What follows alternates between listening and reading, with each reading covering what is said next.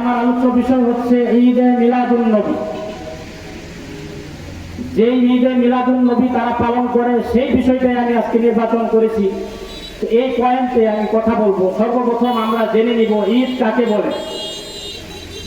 দ্বিতীয়ত হচ্ছে ইসলামে ঈদ বলতে কি বোঝায়। তৃতীয় পয়েন্ট হচ্ছে মিলাদুন নবী কাকে বলে। চতুর্থ পয়েন্ট হচ্ছে রাসূল করিম সাল্লাল্লাহু আলাইহি ওয়াসাল্লামের জন্মবার কোন দিন। পঞ্চম হচ্ছে রাসূল করিম সাল্লাল্লাহু আলাইহি ওয়াসাল্লামের জন্ম তারিখ কবে। ষষ্ঠ হচ্ছে রাসূল করিম সাল্লাল্লাহু আলাইহি ওয়াসাল্লামের এই মিলাদুন নবী বা ঈদে মিলাদুন নবী যে উদযাপন করা হয়ে থাকে এটা কবে থেকে চালু হয়েছিল। সপ্তম নম্বর বিষয় হচ্ছে রাসূল করিম সাল্লাল্লাহু আলাইহি ওয়াসাল্লাম তার জন্মদিন কিভাবে পালন করতেন। ৮ নম্বর পয়েন্ট হচ্ছে রাসূল করিম সাল্লাল্লাহু আলাইহি ওয়াসাল্লাম কে নিয়ে যেই হাদিসগুলো বা বিদআত ছড়ানো হয় এই সম্পর্কে একটি হাদিস উল্লেখ করব। তো প্রথম পয়েন্ট হচ্ছে ঈদ কাকে বলে। ঈদ আমরা সকলেই জানি এর অর্থ হচ্ছে আনন্দ উৎসব। দ্বিতীয়ত হচ্ছে ঈদ ইসলামে ঈদ বলতে কি বোঝায়। তো এই সম্পর্কে আল্লাহ তাআলা সূরাতুল মাইদার ১৪ নম্বর আয়াতে একটা ঈদ শব্দের কথা উল্লেখ করেছেন। যে হযরত ঈসা আলাইহিস সালাতু ওয়াস সালামের যে সাথীবর্গ ছিল তাদেরকে বলা হয় হাওয়ারি।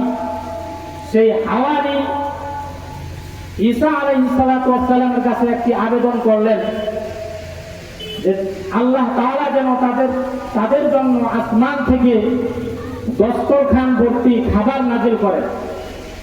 তো এই আয়াতের মাঝে শব্দ আছে ঈদ। قال عيسى ابن مريم اللهم ربنا أنزل علينا مائدة من السماء تكون لنا عيدا لأولنا وآخرنا وآية منك।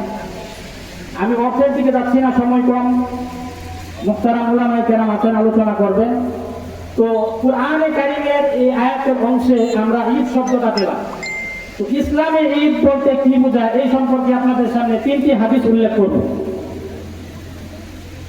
আবু দাউদ শরীফের 1134 নম্বর হাদিস হযরত আনাস ইবনে মালিক রাদিয়াল্লাহু আনহু থেকে বর্ণনা। عن أنس بن مالك رضي الله عنه قال كان رسول الله صلى الله عليه وسلم قدم المدينة ولهم يومان يلعبون فيهما فقال رسول الله صلى الله عليه وسلم ما هذان اليومان قالوا كنا نلعب فيهما في الجاهلية فقال رسول الله صلى الله عليه وسلم إن الله قد أبدلكم بهما خيرا منهما يوم الأضحى ويوم الفطر। যখন রাসূল করিম সাল্লাল্লাহু আলাইহি ওয়াসাল্লাম মক্কা থেকে হিজরত করে মদিনায় আগমন করলেন তখন তিনি দেখতে পেলেন যে মদিনার বাসিন্দাগণ দুটি দিনে খেলাধুলা করত, আনন্দ ফুর্তি করত। যে কদিমাল মাদিনাতে রাসূলুল্লাহ সাল্লাল্লাহু আলাইহি ওয়াসাল্লাম ওয়ালাকুম ইয়াওমান ফাকালা রাসূলুল্লাহ সাল্লাল্লাহু আলাইহি ওয়াসাল্লাম মা হাদা মিন ইয়াওমান। তখন রাসূল করিম সাল্লাল্লাহু আলাইহি ওয়াসাল্লাম তাদেরকে প্রশ্ন করলেন যে এই দুটি দিন কিসের দুটি দিন যেই দুটি দিনে তোমরা খেলাধুলা করে থাকো। তখন তারা উত্তর দিল ক্বালু কুন্না নালআবু ফীহিমা ফিল জাহিলিয়া, আমরা জাহিলি যুগে এই দুই দিনে খেলাধুলা আনন্দ ফুর্তি করতাম।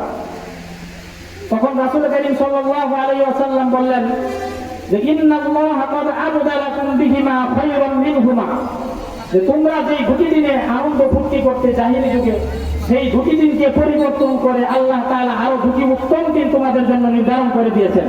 সেই দুটি দিন হচ্ছে ইয়াউমাল আযহা ওয়া ইয়াউমাল ফিতর। স্পষ্ট হাদিস ভালোভাবে খেয়াল করুন।